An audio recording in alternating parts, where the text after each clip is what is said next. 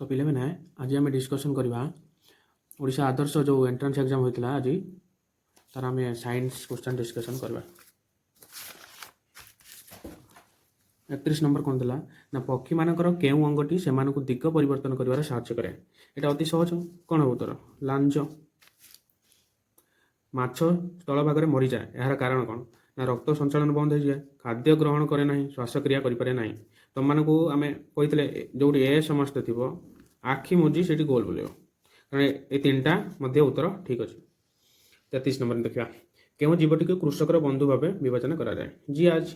ମୃତ୍ତିକାକୁ କ'ଣ କରେ? ଜିଆ ଉର୍ବର କରେ, ଫସଫସିଆ କରେ।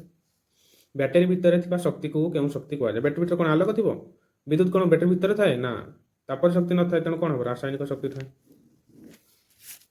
ନିମ୍ନୋକ୍ତ କେଉଁଟି ଏକ ବିଦ୍ୟୁତ୍ ଶକ୍ତିର ଉତ୍ସ ନୁହଁ? ବିଦ୍ୟୁତ୍ ଶକ୍ତିର ଉତ୍ସ ନୁହଁ ମାନେ କେଉଁଠି ବିଦ୍ୟୁତ୍ ଆମେ ଉତ୍ପାଦନ କରିପାରିବା ନାହିଁ? ଜଳ ମାଧ୍ୟମରେ ତ କରିପାରିବା, ପବନ ମାଧ୍ୟମରେ କରିପାରିବା, ଜୁଆର ମାଧ୍ୟମରେ ବି କରିପାରିବା। ମାଟିର କ'ଣ କରିବା? ମାଟିରେ କରିପାରିବାନି। ଯଦି ମାଟିର କରିପାରନ୍ତି ତାହେଲେ ଆମ ପାଖରେ କେତେ ଫ୍ରିର ଇଲେକ୍ଟ୍ରି ଆମେ କ'ଣ କରନ୍ତି? ବ୍ୟବହାର କରନ୍ତି, କିନ୍ତୁ ମାଟିର ଏ ପର୍ଯ୍ୟନ୍ତ ଆମେ କରିପାରି ନାହାନ୍ତି। ଏବେ ଦେଖିବା ୟା ପରେ 36 ନମ୍ବର ଦେଖିବା। ସେ କ'ଣ କହିଲା? ଗୋଟେ ଗ୍ଲାସ୍ ଦେଇଛି, ୟା ଭିତରେ ବରଫ ପଡ଼ିଛି। ଏଇଠି କ'ଣ ବରଫ ଯେତେବେଳେ ଧୀରେ ଧୀରେ ତରଳିବାକୁ ଲାଗିବ ଏଠି କ'ଣ ପାଣି ବୁନ୍ଦା ଲାଗିଥିବ, ତେଣୁ ସେଇ ଜିନିଷଟାକୁ ସେ କ'ଣ ପଚାରୁଛି? ଏଇଟା କ'ଣ ହେବ? ଜଳୀୟ ବାଷ୍ପ ଗୁଡ଼ା। ଏଠି ପଚାରୁଛି କ'ଣ ନା ରୋଗୀ ସହିତ ମିଶି ଗୋଟିଏ ଥାଳିରେ ଖାଇବା ଦ୍ୱାରା ନିମ୍ନଲିଖିତ ମଧ୍ୟରେ କେଉଁ ରୋଗ ଗୁଡ଼ିକ ସୁସ୍ଥ ଲୋକକୁ ସଂକ୍ରମିତ ହୋଇଥାଏ?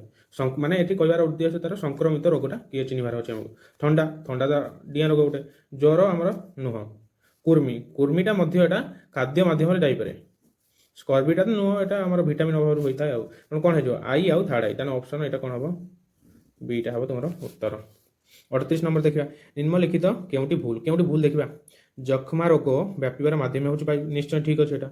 ଏଟା ଆମର କ'ଣ ଅଛି? ଠିକ୍ ଅଛି। ହଇଜା ରୋଗ ବ୍ୟାପିବାର ମାଧ୍ୟମ ହେଉଛି ଜଳ, ହଁ ଏଟା ବି ଠିକ୍ ଅଛି। ହଇଜା ରୋଗ ବ୍ୟାପିବାର ମାଧ୍ୟମ ମଧ୍ୟ ଖାଦ୍ୟ। ହଇଜାଟା କ'ଣ ହୁଏ ନା ତୁମର ଜଳ ଦ୍ୱାରା ବ୍ୟାପିଥାଏ, ଖାଦ୍ୟ ଦ୍ୱାରା ମଧ୍ୟ ବ୍ୟାପିଥାଏ। କାମଳ ରୋଗ ବ୍ୟାପିବାର ମାଧ୍ୟମ ହେଉଛି ବାୟୁ, ଏଇଟା ତୁମର ଭୁଲ ଅଛି। କାମଳ ରୋଗ ତୁମର କହିଲେ କ'ଣ? ଏଟା ତୁମର ଯେଉଁ କ'ଣ କୁହନ୍ତି ତାକୁ, ଓଡ଼ିଆର ଜଣ୍ଡିସ୍ କୁହନ୍ତି ତାକୁ, ଇଂଲିଶ ଶବ୍ଦ ଏଟା ଏଠି ଲେଖା ହେଇଛି, କିନ୍ତୁ ଓଡ଼ିଆରେ ମଧ୍ୟ ଆମେ ତାକୁ କ'ଣ କୁହନ୍ତି? ଜଣ୍ଡିସ୍ କୁହନ୍ତି। ଏଟା କ'ଣ ଅଧିକ ତେଲଭାଜି ଜିନିଷ ଖାଇବା ଦ୍ୱାରା ଏଗୁଡ଼ା ସବୁ କ'ଣ ହେଇଥାଏ ନା ସେ ଆମର ହୋଇଥାଏ। ଏଇଟା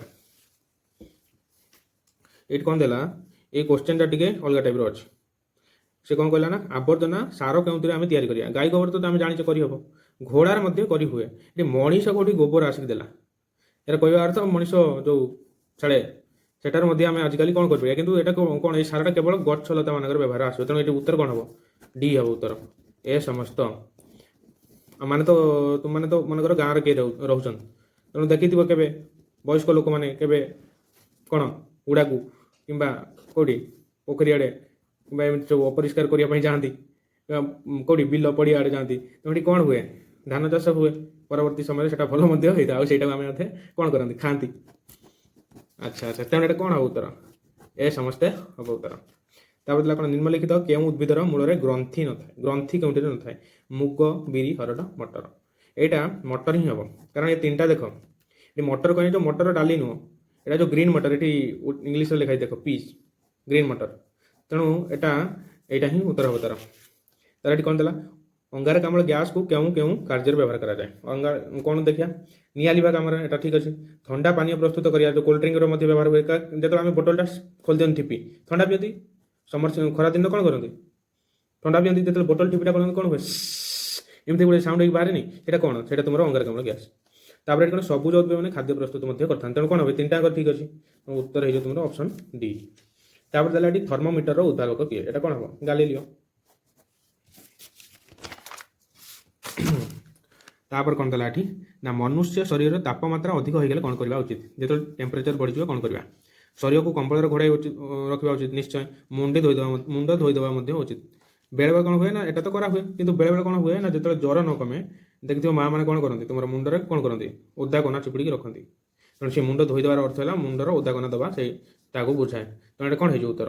ଆଇ ଆଉ ସେକେଣ୍ଡ ଆଇ, ଦୁଇଟା ଆଙ୍କ ଠିକ୍ ଅଛି। ନିମ୍ନୋକ୍ତ କେଉଁଟି ଭୁଲ? କେଉଁଟା ଭୁଲ ଦେଇ ଦେଖିବା ନା ଏଠି କ'ଣ ଦେଲା ନା ଥର୍ମୋମିଟର ଶରୀରର ତାପମାତ୍ରା ମପା ଯାଇଥାଏ। ଥର୍ମୋମିଟର ଦ୍ୱାରା ମାପିଥାନ୍ତି। ଏଟା ତ ଫାଷ୍ଟ ଏଡ୍ ମାନେ ଆମର କ'ଣ ପ୍ରାଥମିକ ଚିକିତ୍ସାରେ କ'ଣ ବ୍ୟବହାର ହୁଏ? କୁକୁର କାମୁଡ଼ିଲେ କ୍ଷତ ସ୍ଥାନକୁ ପରିଷ୍କାର କନାରେ ବାନ୍ଧି ଦିଆଯାଏ। ଏଟା ବି ଠିକ୍ ଅଛି। ନାକରୁ ରକ୍ତ ପଡ଼ିଲେ ପାଟି ନେବା, କିନ୍ତୁ ପ୍ରାଥମିକ ଚିକିତ୍ସାରେ କେବଳ ଯେଉଁଠି କେବଳ ଲେଖା ହେଇଥିବ ଏଟା ଟିକେ ଭଲସେ ପଢ଼ିବ। କେବଳ ଡାକ୍ତରଙ୍କ ଦ୍ୱାରା କରାଯାଏ। ଆମେ କ'ଣ କରିପାରିବାନି ପ୍ରାଥମିକ ଚିକିତ୍ସାରେ? ନିଶ୍ଚୟ କରିପାରିବା। ତେଣୁ ଏଇଟା ଅଛି ଭୁଲ। ବୁଝିଲ? ତାପରେ ଦେଖ ସେ କ'ଣ କହିଲା, ନିମ୍ନୋକ୍ତ କେଉଁ ଗଛରେ କଣ୍ଟା ହେଉଛି ପତ୍ରର ଏକ ରୂପ? ତେଣୁ ଏଠି କ'ଣ ହେବ ନା ବେଲ ଗଛ। ବେଲ ଗଛରେ ତୁମର ଯେଉଁ କଣ୍ଟା ରହିଲା, କ'ଣ ରହିଲା? କଣ୍ଟା ଏମିତି ରହିଥାଏ